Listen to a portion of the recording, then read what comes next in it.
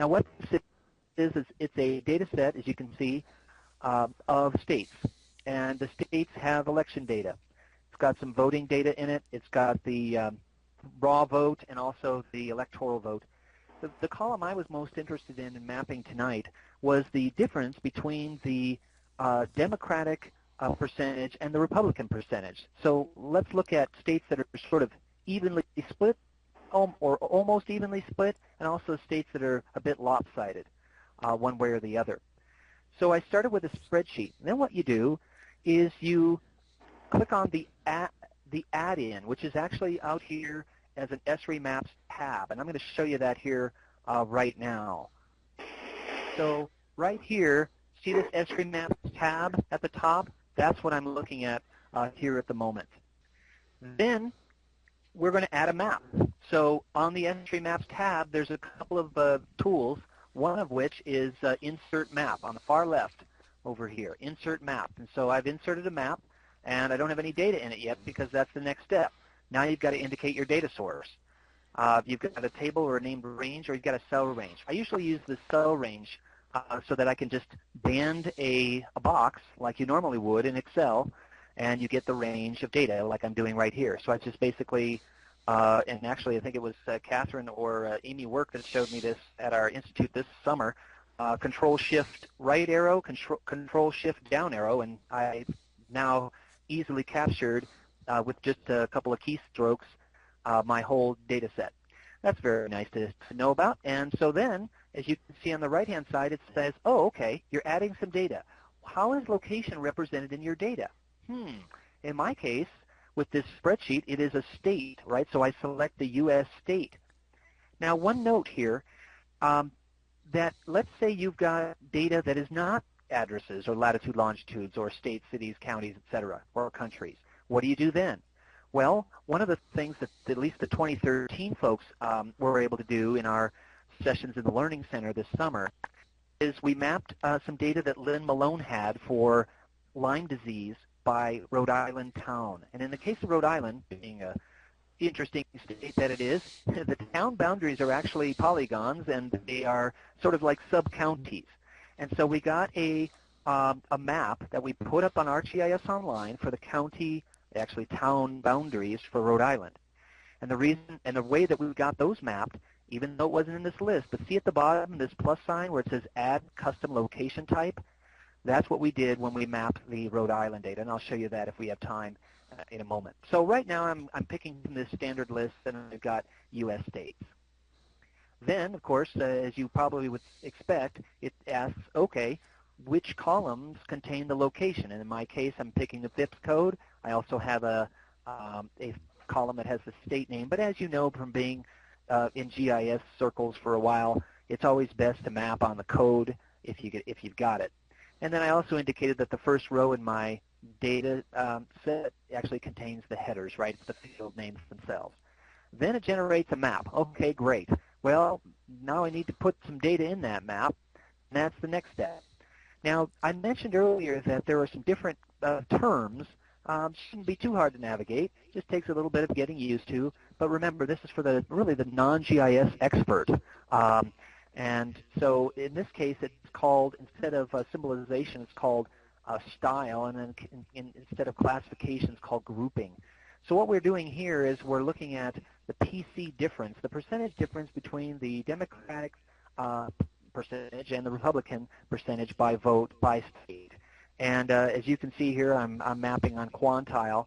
And what I've got is, when I'm done, is the symbolization. I'm going to dive over to my spreadsheet now and show you this live.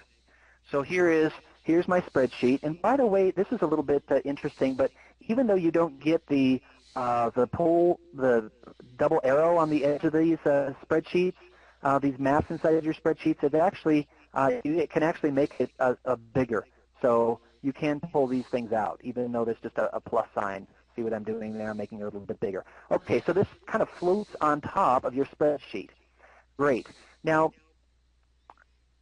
in this particular one, see, I went to grouping, and I'm actually mapping on quantile, and I've got 3 categories, and I wanted to make the color ramp sort of a familiar one that we're all sort of used to on electoral maps these days, with the blues being In this case, remember we're mapping differences in voting. So the blue are more heavily, in terms of the 2012 vote, Democratic, the red being more heavily Republican.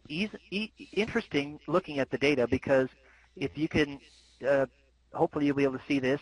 These are live web maps now. It's actually living live, which I'll show in a moment.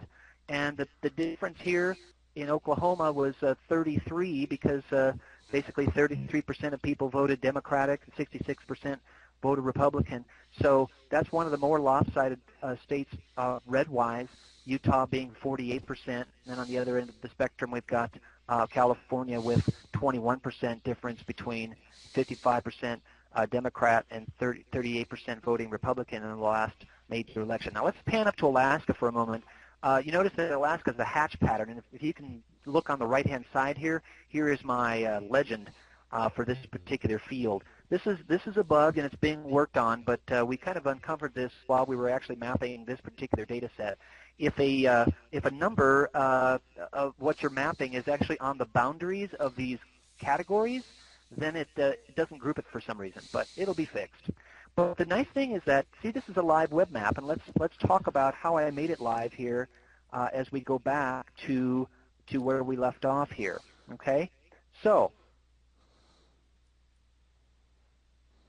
done with the symbolization, and now what? I wanted to just briefly, ever so briefly, mention something that came up this past summer in our T3G Institute, and that is something called data enrichment.